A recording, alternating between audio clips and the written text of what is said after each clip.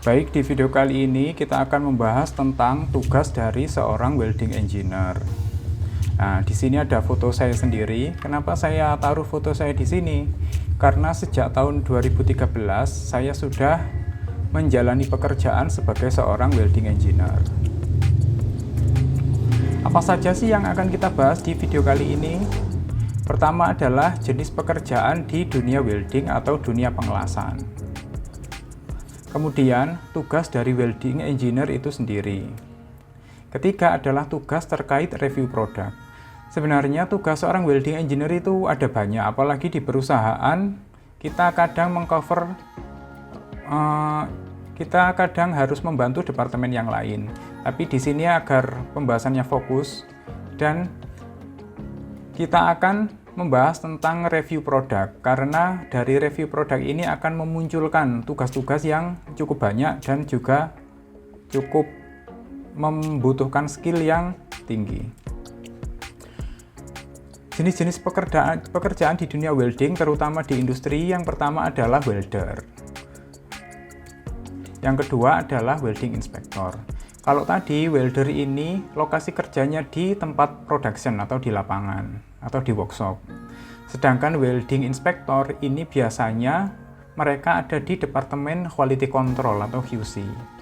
Sedangkan welding engineer yang akan kita bahas, mereka di departemen engineering. Oke, lanjut. Tugas dari seorang welding engineer terkait dengan review produk. Review produk inilah nanti yang akan memunculkan banyak tugas terkait engineering. Dimulai dari proses pengelasan. Nah, sebelumnya saya taruh di sini ada gambar tangki atau gambar pressure vessel. Review yang pertama adalah proses pengelasan. Mungkin pekerjaan ini datang melalui tender atau ada yang memberi gambar ke perusahaan kita untuk menanyakan harga. Kita lihat dulu pengelasannya. Pengelasannya mau pakai apa? Ini seorang welding engineer yang akan menentukan. Menentukannya berdasarkan apa? Menentukannya berdasarkan kebutuhan dari tangki ini sendiri dan juga mesin apa yang kita miliki di perusahaan. Misal ini kan pengelasannya besar dan banyak, membutuhkan deposit yang besar. Kalau kita ternyata memiliki mesin las SAW, maka bisa kita pergunakan mesin las SAW. Karena kalau kita memakai mesin las SAW, harganya bisa jadi lebih murah karena proses pengerjaannya lebih cepat. Akan tetapi, kalau ternyata perusahaan kita tidak memiliki mesin SAW, punyanya mesin GMAW, ya kita anjurkan untuk memakai mesin GMAW. Kalau ternyata perusahaan kita tidak memiliki mesin GMAW, punyanya SMAW, ya kita pakai mesin SMAW. Nah, selain mesin las, ada juga peralatan. Misalnya dengan tangki sebesar ini, apakah kren kita mencukupi? Kalau ternyata harus dikerjakan di luar ruangan, apakah kita memiliki mobile crane yang seperti ini? Nah, itu juga merupakan salah satu dari tugas seorang engineer, terutama welding engineer. Nah, setelah proses pengelasannya kita review, berikutnya adalah meninjau jenis materialnya. Ada kalanya tangki ini umumnya terbuat dari baja karbon atau karbon steel. Bisa jadi terbuat dari stainless atau stainless steel. Nah, kita lihat jenis materialnya ini seperti apa. Nanti kita akan pergunakan untuk menentukan jenis kawat lasnya. Karena kawat las stainless dan karbon steel itu sangat berbeda.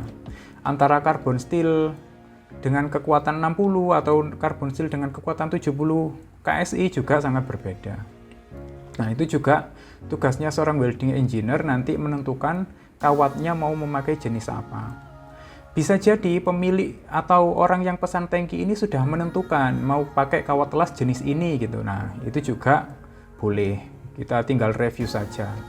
Kira-kira kawat seperti yang diminta customer ini kuat atau tidak, barangnya di pasaran ada atau tidak. Kalau ada ya sudah, kita tinggal jalan saja.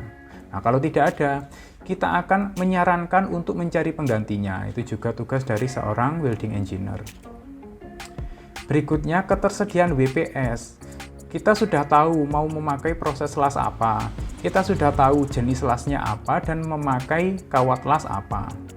Sekarang kita lihat perusahaan kita punya WPS-nya atau tidak. Kalau ternyata perusahaan kita punya, ya sudah, tinggal jalan saja.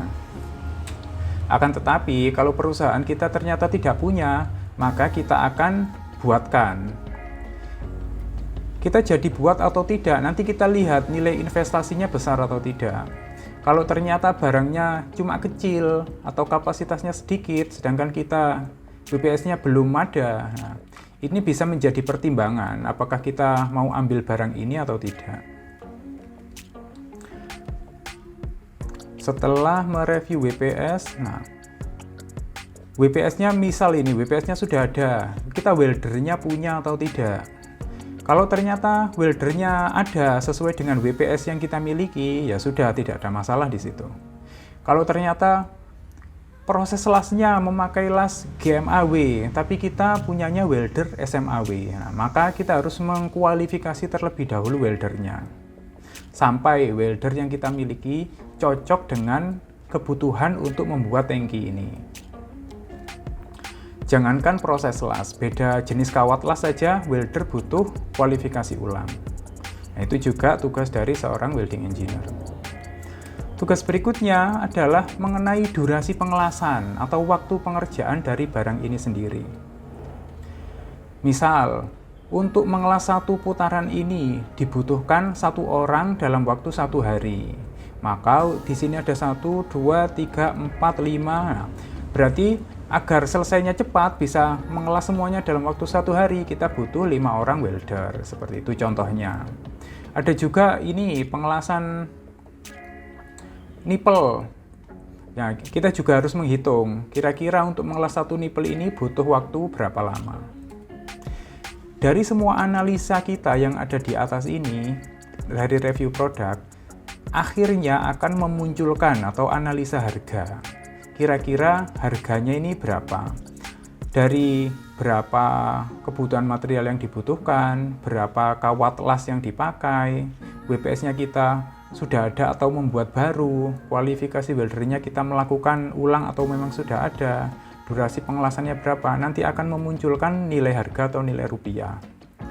Nah, nanti kalau ternyata pemesan ini sudah menentukan harga barang, kita akan lihat kira-kira kita ada keuntungan atau tidak kalau kita mengerjakan barang ini.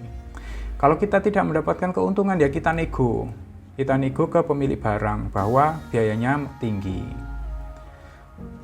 Nah, kalau pemesannya oke, maka kita bisa jalan.